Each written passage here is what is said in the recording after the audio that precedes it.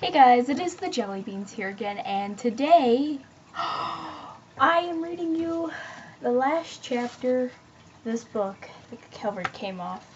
It's nothing now. It's just a book with a unicorn on it. That's all it is. I should put it back on. Anyway, so yeah, we're gonna get into the, oh my god, look at my eye. Anyway, we're going to get into the last two chapters, 9 and 10. Last time, we bumped into those two guys, which I forgot their names.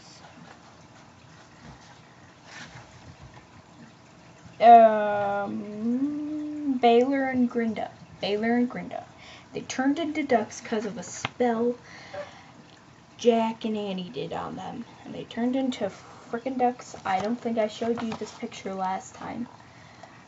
But yeah, they're ducks. He's some whirlwind in the middle of the snow by their treehouse to save the unicorn. Woo! So we're gonna get right into it. Okay, chapter 9. It's them! Exclamation point. Mark.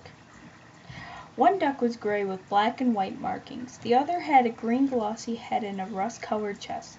Both had orange webbed feet and long yellow bills. Quack, quack, they said. Annie looked over her shoulder at Jack. I memorized the duck rhyme a little while ago, she said, with a grin. I knew it would come in handy some day. Jack laughed. Good work, he said. The two ducks waddled around on their bright orange feet, quacking. Answering cries came from overhead. A flock of ducks was flying through the clear November sky. Go on, Baylor and Grinda, Annie shouted to the two mallards. Go with them now. The mallards quacked at Annie. Go on, Jack chimed in. Fly south for the winter. You'll have fun. We promise. The two mallards quacked and flapped their wings. First one and then the other rose off the ground. They flew high into the sky. Jack held his breath as he watched the mallards soar away, flying south over New York City. Annie put her arms around the unicorn's neck. Then she rested her head on its silky white mane.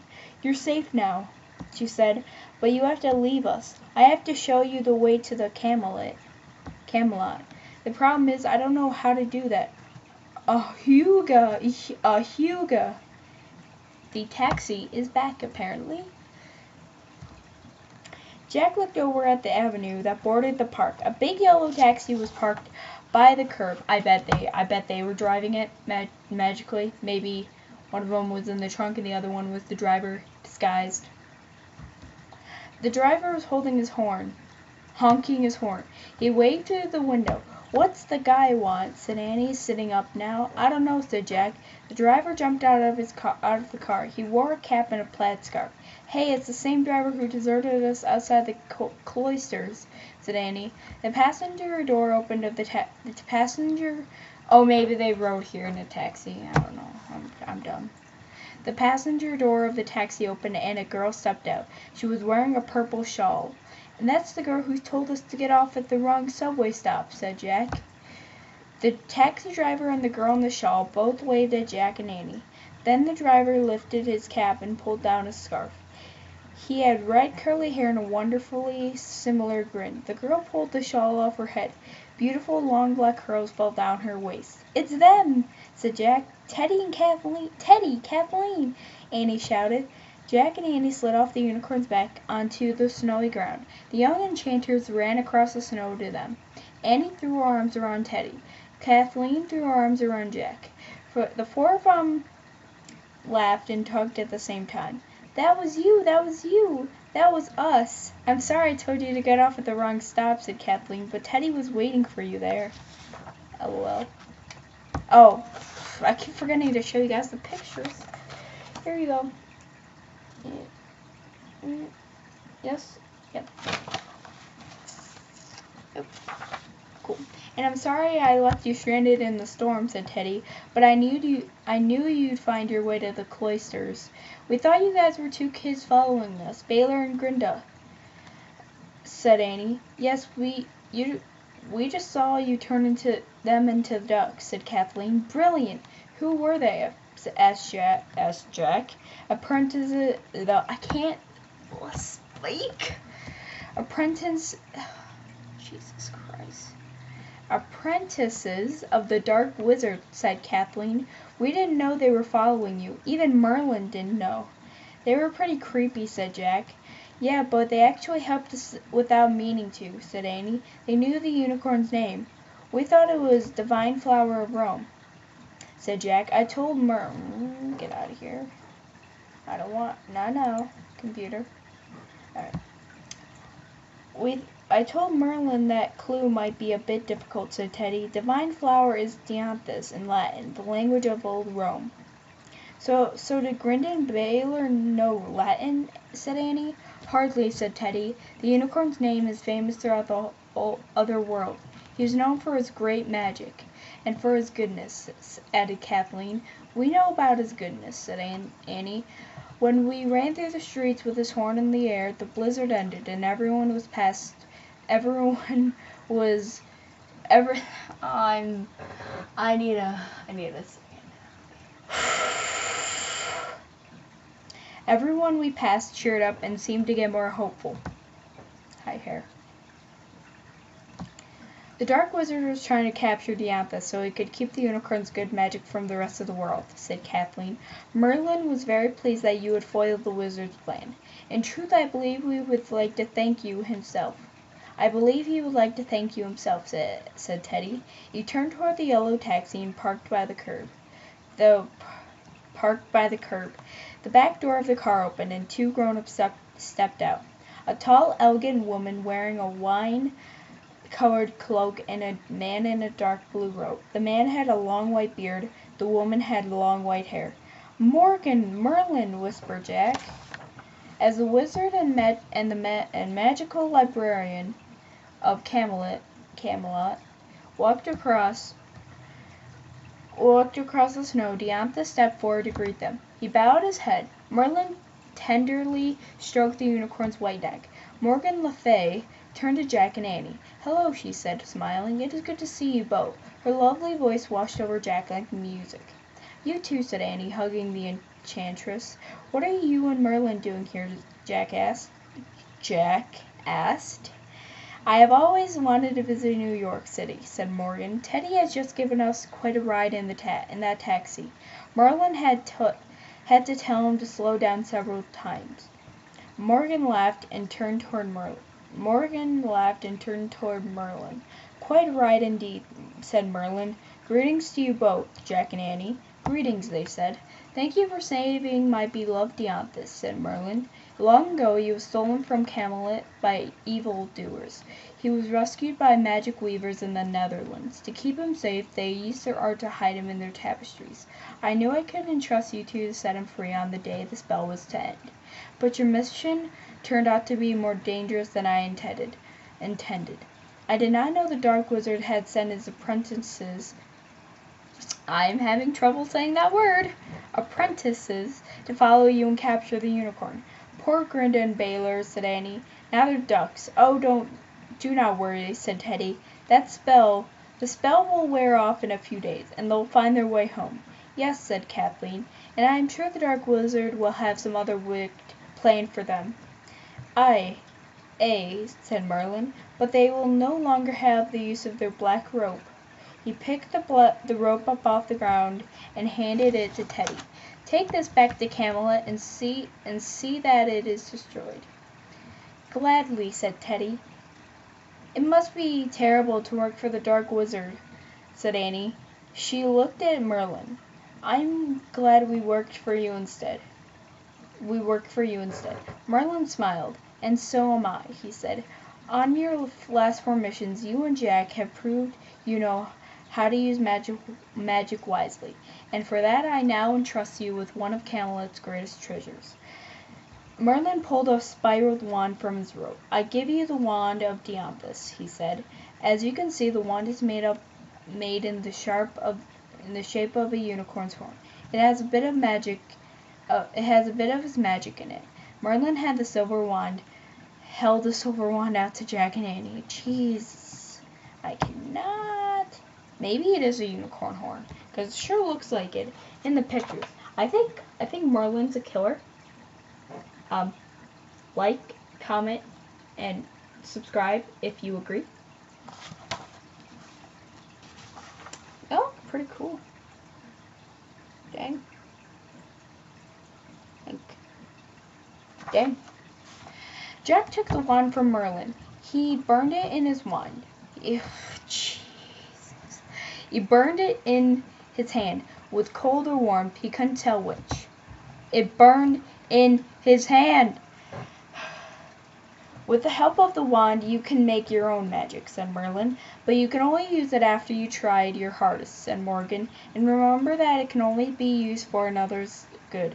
We'll remember, breathed Annie. Thank you, said Jack. He unbuckled his briefcase and carefully placed the silver wand inside. We must leave you now, said Merlin. He turned to Teddy and Kathleen. You may ride Dianthus home to Camelot. I will be along shortly, but first I would like to drive that taxi around New York myself. Morgan, will you join me? Indeed, said Morgan, but drive a bit more slowly than Teddy, please. I promise nothing, said Merlin. He looked at Jack and Annie. Good evening to you, my friends. I will call for you again soon. Bye, said Annie and Jack. Merlin took Morgan's arm and the two walked back to the taxi and climbed into the front seat. The big yellow car sputtered and then took off wildly. As it careened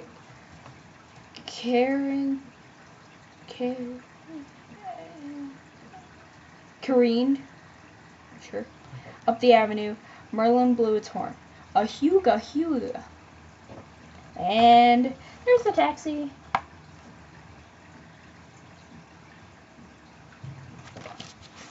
I'm just really bad at showing guys pictures. I apologize. Chapter 10. And there's probably like 5 pages. There's 5 pages. Oh my gosh. The Wand of Dianthus. Jack, Annie, Teddy, and Kathleen laughed. My, said Kathleen, I believe I would much rather ride Dianthus than go with Merlin. The white unicorn knelt in the snow. Kathleen and Teddy climbed onto his back. Dianthus stood up. Teddy smiled down at Jack and Annie. You know, 'tis a very good humor to be given the Wand of Dianthus, he said. I know, said Jack shyly. Thanks for getting us to the right place at the right time today. Hey, were you guys in Venice? Looking out for us there too, said Annie. And Dad? Yeah. And Paris? The two young enchanters looked at one another. They nodded their heads. We knew it, said Annie. Thanks for helping us. And thanks for the book of magic rhymes, said Jack. You are most welcome, said Teddy. And now we must go. We hope to see you again soon. Goodbye, Dianthus, said Annie. She stroked the unicorn's neck one last time. Dianthus lowered his head and stared at her with soft blue eyes. They sparkled in a bit of daylight, and Annie stood on her toes, whispered in the unicorn's ear, and she stepped back. Dianthus snorted. He raised his head, then he my S's, they sound very awful. Then he leapt forward. In a flash of silver, the unicorn and his 2 riders were gone. Standing in the cold dusk, Annie stared silently into the distance. What did you say to him? Asked Jack. I told him he could go with Teddy and Kathleen, Annie said. She blinked back tears. I told him they would show him the way home now. Oh, said Jack. He put his hand on Annie's back. Don't worry, we'll see Dianthus again someday. I just feel it. Annie smiled. You're starting to sound like me, she said. Oh no, said Jack. He shivered. Night was falling fast. Ready? Sure, let's go, said Annie. She followed Jack to the treehouse and up the rope ladder. They climbed inside and looked out the window. The lights of New York City was starting to come on. A full moon was rising over the snow-covered park. Hello, Blue Moon, said Jack. Goodbye, Blue Moon, said Annie. Jack picked up the scroll from Merlin. He pointed to the words Frog Creek and Merlin's note. I wish we could go home, he said. The wind started to blow. The treehouse started to spin. It spun faster and faster. Then everything was still. Absolutely still. A cold wind blew through the Frog Creek woods. A few fat snowflakes drifted into the treehouse. Jack and Annie were dressed in their own clothes again. Jack's briefcase had turned back into a backpack. Jack quickly opened the backpack and looked inside. Good, he said. The wand of Dianthus is still there. Should we take it home with us, he asked. I think so, said Jack. We'll keep it safe. We can keep it safe until our next mission. He pulled Teddy and Kathleen's book of rhymes out of his pack. I guess we can keep our book of rhymes as a souvenir, Jack said. We won't be using it any more since we've used up all the rhymes. He stuffed the book back into the backpack. We haven't used all of them, said Annie. We still have one left, remember? Find a treasure you must never lose. Oh, I already used that one, said Jack. Come on, let's go. He grabbed his pack and started down the rope ladder. What do you mean you already used that one? Annie said as she followed him down. When did you use that rhyme? Jack stepped down to the ground. How do you think I found you when you got lost in Central Park, he said. Wait, you thought I was a treasure? Said Annie. Jack shrugged. I guess, he said. At least today I did. Annie smiled. Cool, she said. Thanks for finding me when you got lost. Not me, you, said Jack. You're the one who got lost. No, you, said Annie. You, said Jack. You, said Annie. Jack laughed. Whatever, he said. Let's go have some of Dad's hot chocolate. The snow began to fall harder. As the cold wind rattled the bare trees of Frog Creek Wood, as the cold wind rattled the bare trees of the Frog Creek Woods, Jack and Annie hurried home. That is it, and it's all. And the next section of the book is more facts for Jack and Annie and you. Oh yeah, Rockefeller, subways, Great Depression, Belvedere Castle, Central Park, the cloisters. Apparently, the cloisters today is filled with lots of medieval art and stuff. Unicorns. An illustrator's note, and then a picture of the wand in the pack. Last one. And what do you want? I don't want you. Okay. So that was this book. Yeah. I enjoyed it a lot. I don't plan on reading any more Magic Trios books because I don't believe I have any other ones. I guess write in the comments how much you liked it or disliked it, or if you felt neither about it. If you were just like, oh, a book, it's cool. Yeah. Anyway, I guess